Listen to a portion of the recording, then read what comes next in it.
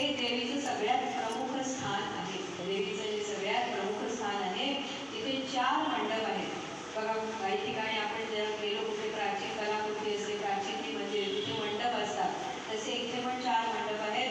शृंगार मंडप, मुक्ती मंडप, ज्ञान मंडप आणि एकांत मंडप अशी त्या 4 मंडपांची नावे.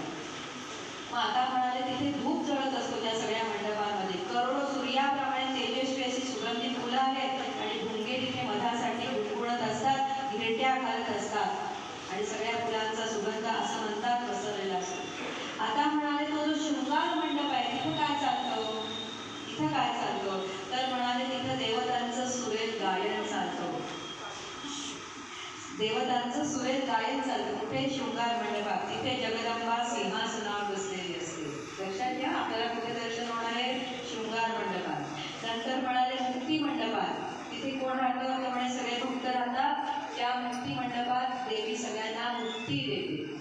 म्हणजे एक ते असं काय म्हणतो आपण, ब्लॉक्स आहेत तिथं ते राहतात. नंतर म्हणाले एकांत मंडप.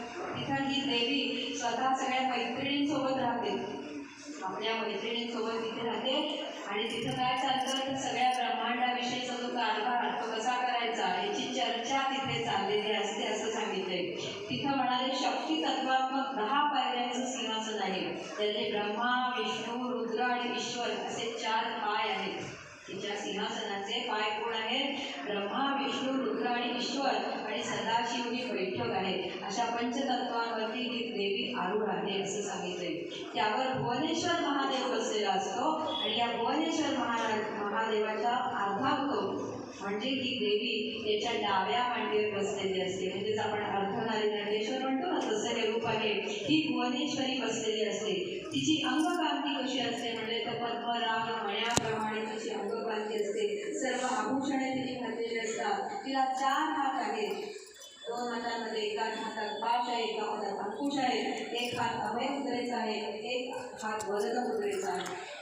आणि ती इच्छाशक्ती, ज्ञानशक्ती आणि क्रियाशक्ती अशा तिच्या अंगभूत शक्ती तिथे राहतात. आणि शिवाय लज्जा, पुष्टी, तुष्टी, कांती, कीर्ती, क्षमा, दया, बुद्धी, मेधा, स्मृती, लक्ष्मी अशा 11 जणी तिथे राहतात. साकार रूपामध्ये तिथे राहतात. आपण म्हणतो ना या देवी सर्वभूतेषु, आज आपलं झालं नाही ते म्हणून.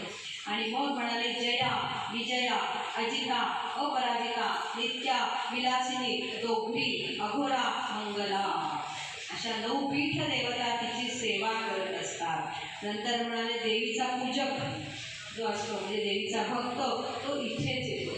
इथेच तो राहायला येतो. मगाशी म्हणतात ना पराभक्ती करणारा कुठे येतो राहायला? मणिद्वीपात राहायला येतो. तिथं त्याला कशाची कमतरता नाही पडत नाही. भुवनेश्वरीची तो सेवा करतो. तिथे त्याला कुठल्याही प्रकारचा रोग होत नाही, म्हातारपण येत नाही आणि मृत्यू पण येत नाही. त्याला कुठली चिंता सतावत नाही, त्याला कोणाबद्दल देवा वाटत नाही, कोणाबद्दल क्रोध वाटत नाही. काम क्रोधापासून तो अलिप्त झालेला असतो. अशा तऱ्हेने म्हणाले सर्व प्रकारचं ऐश्वर्य, शृंगार, सर्वज्ञता, तेज, पराक्रम, दया, आनंद या मणिद्वीपात आहे. हे मणिद्वीप सर्वोत्तम आहे. म्हणजे या मणिद्वीपाचं नुसतं स्मरण जरी केलं, आता आपण बघितलं काय काय किती तटबंदी आहेत, कुठले ऋतू आहे, त्याचं नुसतं स्मरण केलं ना तरी सुद्धा म्हणाले पाप नाश होतात आणि भूतविषयाची बाधा सुद्धा होत नाही. असं हे ऐश्वर्य अवर्णनीय आहे, परमपवित्र आहे. आणि इथे आपली आदिमशक्ती जगदंबा विश्वजननी ही तिथे निवास करते असं सांगितलेलं आहे. असं हे मणिद्वीपाचं वर्णन आपण ऐकलेलं